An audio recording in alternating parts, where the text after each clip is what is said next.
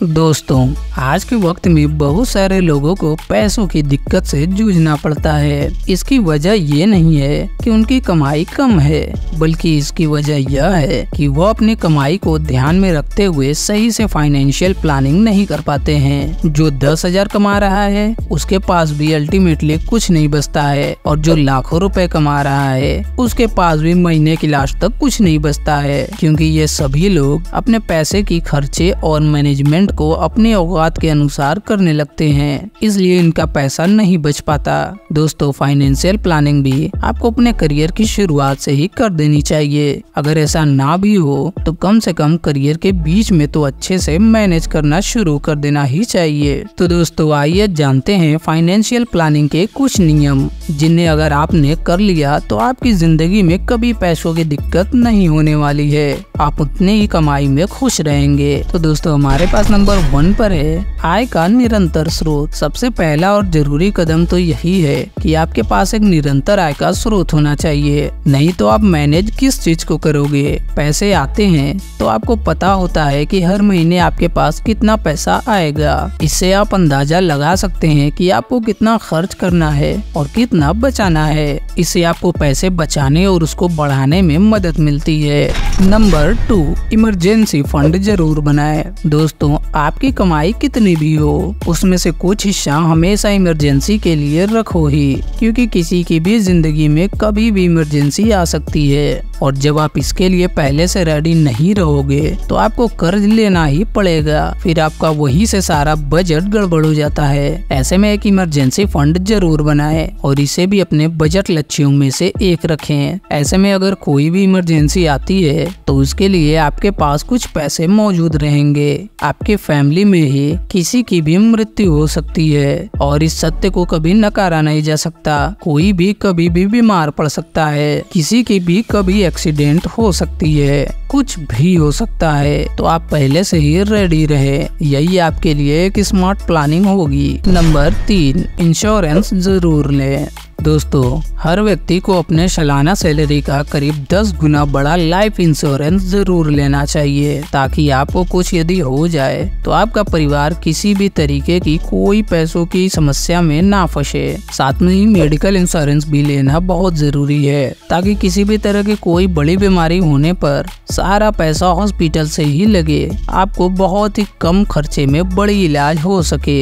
यही स्मार्ट लोग हमेशा करते हैं। लाखों कमाने वाले भी हेल्थ इंश्योरेंस लेकर रखते हैं, क्योंकि उनको अपने पैसे बचाने होते हैं, और यह एक स्मार्ट तरीका भी है। नंबर 4, सेविंग में 50-30-20 नियम का यूज करें। दोस्तों, यह नियम बड़ा ही पॉपुलर है फाइनेंशियल बजट के लिए, और यह काफी अच्छा काम भी करता है। बड़े से बड़े लोग इसको यूज करते हैं। यह नियम दिखाता है कि आपको अपनी सैलरी का कितना हिस्सा खर्च करना चाहिए और कितना हिस्सा बचाना चाहिए। दोस्तों, आप इस नियम के अनुसार आपकी सैलरी का 50% हिस्सा खर्चों में जाना चाहिए, जैसे घर का किराया, ग्रोसरी, जितने भी आपके जरूरत की चीजें हैं उसमें। वही 30% हिस्सा लंबी अवधि की सेविंग पर खर्च करें, यह आपको भविष्य में बहुत काम आएगा। इसके अलावा अपनी कमाई की 20% हिस्सा आप अपने शौक पूरा करने में लगा सकते हैं, वो भी जो जरूरी है, फालतू वाले नहीं,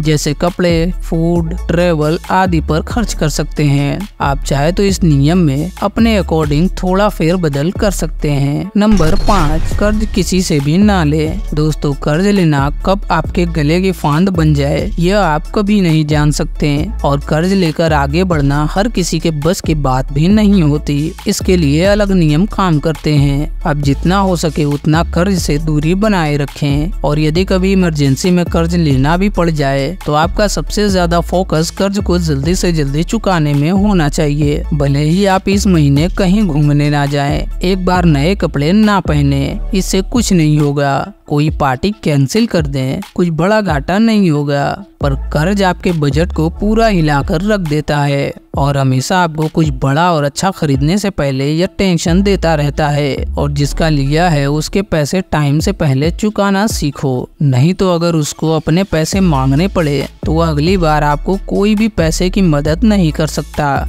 इसलिए चिंता मुक्त जीवन जीना है तो कर्ज नहीं लेना चाहिए। नंबर 6, चाहत और जरूरतों में फर्क समझना। दोस्तों, आजकल के शो ऑफ की दुनिया में हर कोई दिखावे के चक्कर में बुरी तरह से बर्बाद हो रहा है। भले ही उसके पैसों का हिसाब किताब पूरी तरह गड़बड़ हो, भले ही उसे कर्ज ही क्यों ना लेना पड़े, पर वह गाड़ी, बाइक, मोबाइल, टीवी, घर में फ्रिज और न जाने क्या क्या खरीदता रहता है और दिखावे करता रहता है। पर आपको यही पर सावधान हो जाना है। लोग आजकल जरूरत और चाहत के बीच का अंतर नहीं समझ पा रहे हैं और अंधाधुंध खर्च करते जा रहे हैं। अगर आपको अपने घर की अच्छी फाइनेंशियल प्लानिंग कर आगे की ठीक ठाक जिंदगी चलानी है तो आपको जरूरतमंद चीजों को ही लेना चाहिए। आपको बस ऐसी ही चीजों को लेना चाहिए जिसकी आपको सच में जरूरत होती हो, जिनके न लेने पर आपको घाटा हो। ऐसी जरूरत की चीजों को ही जरूर लें, पर वहीं पर आप ऐसी चीजों से बच कर रहें जिसकी आपकी जरूरत नहीं पर आपकी चाहत है, आपकी इच्छा है, आपका मन कर रहा है।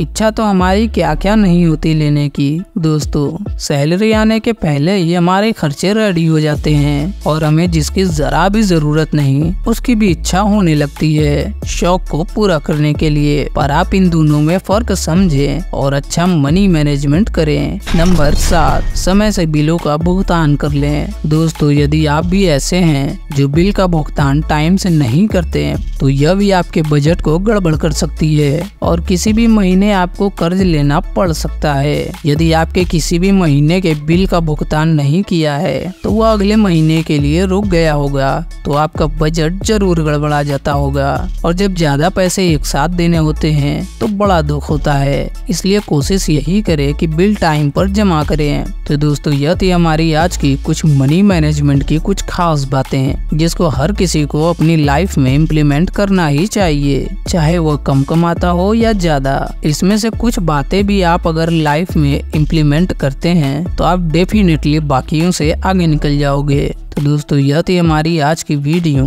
आई होप आपको यह जरूर पसंद आई होगी। पसंद आए तो चैनल को जरूर सब्सक्राइब करें और वीडियो को लाइक करें। अब हम इस चैनल पर ऐसे ही फाइनेंस रिलेटेड वीडियो लाते रहेंगे। तो गाइस, हम मिलते किसी और नई वीडियो में किसी और नए शानदार फाइनेंस वीडियो के साथ। तब तक के लिए आप अपना ख्याल रखिए। Take care, bye bye.